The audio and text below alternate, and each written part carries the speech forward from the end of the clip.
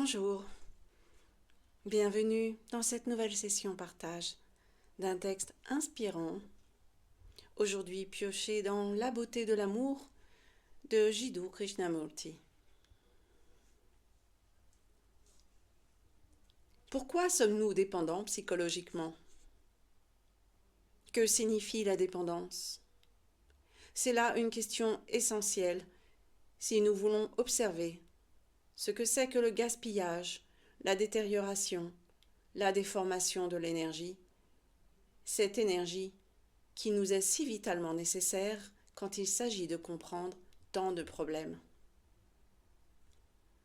De quoi dépendons-nous ainsi? D'une personne, d'un livre, d'une église, d'un prêtre, d'une idéologie, de l'alcool ou d'une drogue? Quels sont ces différents supports sur lesquels nous nous appuyons d'une façon subtile plus qu'évidente? Pourquoi sommes-nous dépendants? En découvrant la cause de notre dépendance, allons-nous en être affranchis? Saisissez-vous la portée de cette question.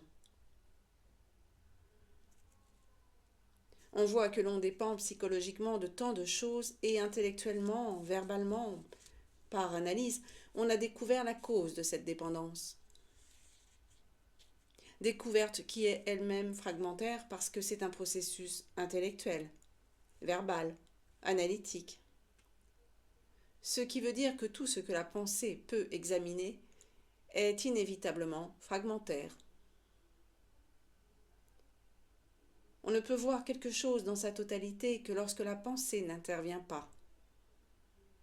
Alors on voit non verbalement, non intellectuellement, mais de façon factuelle.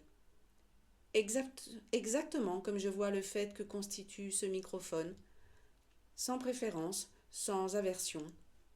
Il est là. On voit alors la vérité. On voit que l'on est dépendant.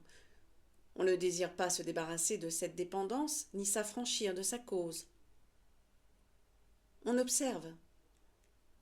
On observe sans qu'il existe aucun centre, aucune structure mentale. Une telle observation permet de voir le tableau tout entier et non pas un simple fragment du tableau. Et c'est quand l'esprit voit le tableau tout entier qu'il y a liberté. Donc, deux choses ont été découvertes. Premièrement, il y a dissipation d'énergie quand il y a fragmentation.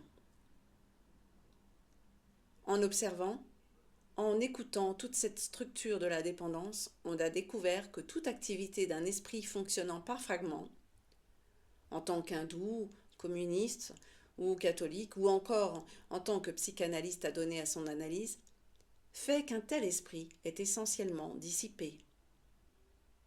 Il dissipe son énergie. Deuxièmement, cette découverte même nous donne l'énergie qu'il faut pour regarder en face tous les fragments qui pourront surgir. L'observation même de ces fragments les résout. Nous avons découvert la source même du gaspillage de l'énergie.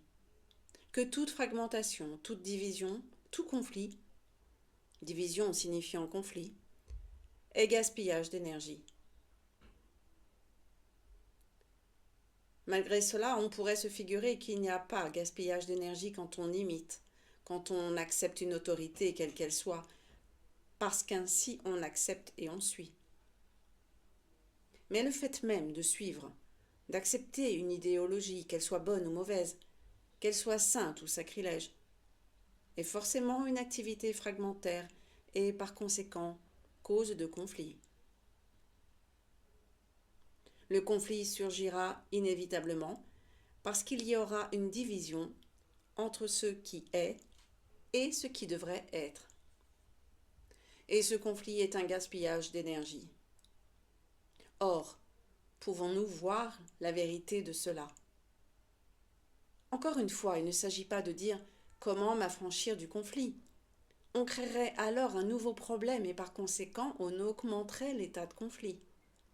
Tandis que si l'on voit comme on voit ce microphone, d'une façon directe et claire, on sera capable de comprendre la vérité fondamentale et essentielle d'une vie où il n'y a plus aucun conflit du tout.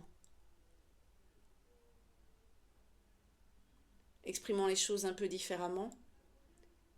Nous sommes toujours à comparer ce que nous sommes avec ce que nous devrions être. Le devrions être est une projection de ce que nous pensons devoir être. Nous nous comparons avec notre prochain, avec les richesses qu'il possède et que nous ne possédons pas. Nous nous comparons avec ceux qui sont plus intelligents, plus intellectuels, plus affectueux, meilleurs, plus célèbres, plus ceci, plus cela. Le mot « plus » joue un rôle extraordinairement important dans nos vies. Le fait de nous mesurer à autre chose est l'une des causes principales du conflit. Pourquoi cette comparaison existe-t-elle? Posez-vous la question.